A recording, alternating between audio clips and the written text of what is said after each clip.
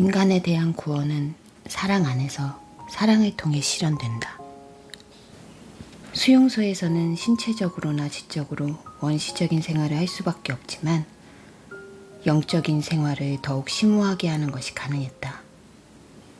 밖에 있을 때 지적인 활동을 했던 감수성 예민한 사람들은 육체적으로 더 많은 고통을 겪었지만 정신적인 측면에서 내면의 자아는 다른 사람들에 비해 비교적 적게 손상당했을 것이라고 생각한다.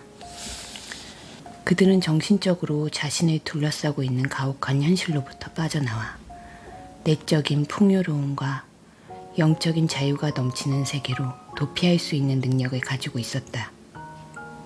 별로 건강해 보이지 않는 사람이 체력이 강한 사람보다 수용소에서 더 잘 견딘다는 지극히 역설적인 현상도 이것으로 설명될 수 있을 것이다.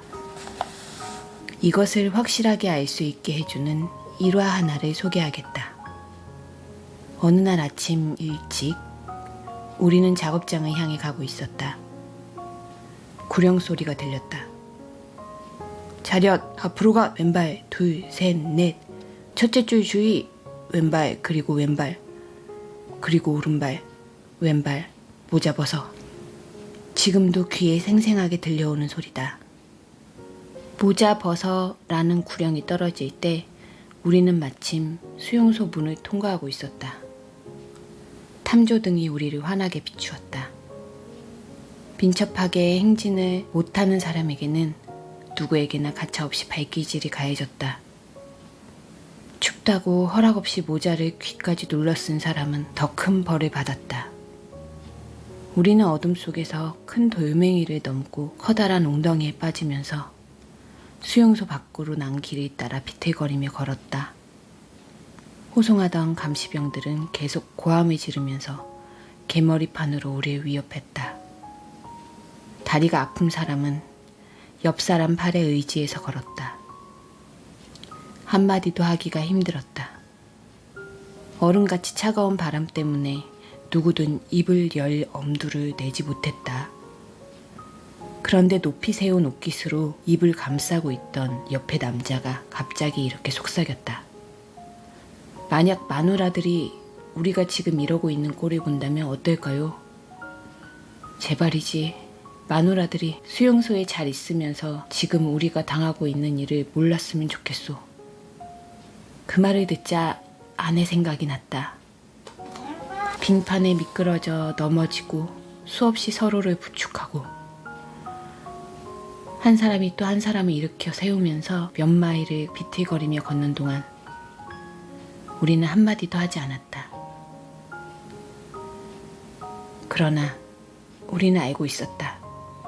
모두가 지금 아내 생각을 하고 있다는 것을. 때때로 나는 하늘을 바라보았다.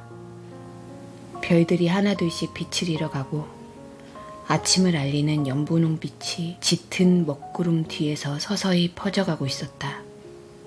하지만 내 머릿속은 온통 아내 모습뿐이었다.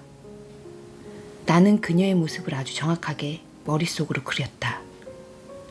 그녀가 대답하는 소리를 들었고 그녀가 웃는 것을 보았다. 그녀의 진솔하면서도 용기를 주는 듯한 시선을 느꼈다. 실제든 아니든 그때 그녀의 모습은 이제 막 떠오르기 시작한 태양보다도 더 밝게 빛났다. 그때 한 가지 생각이 내 머리를 관통했다. 생애 처음으로 나는 그렇게 많은 시인들이 시를 통해 노래하고 그렇게 많은 사상가들이 최고의 지혜라고 외쳤던 하나의 진리를 깨달았다. 그 진리란 바로 사랑이야말로 인간이 추구해야 할 궁극적이고 가장 숭고한 목표라는 것이다. 나는 인간의 시와 사상과 믿음이 설파하는 숭고한 비밀의 의미를 간파했다.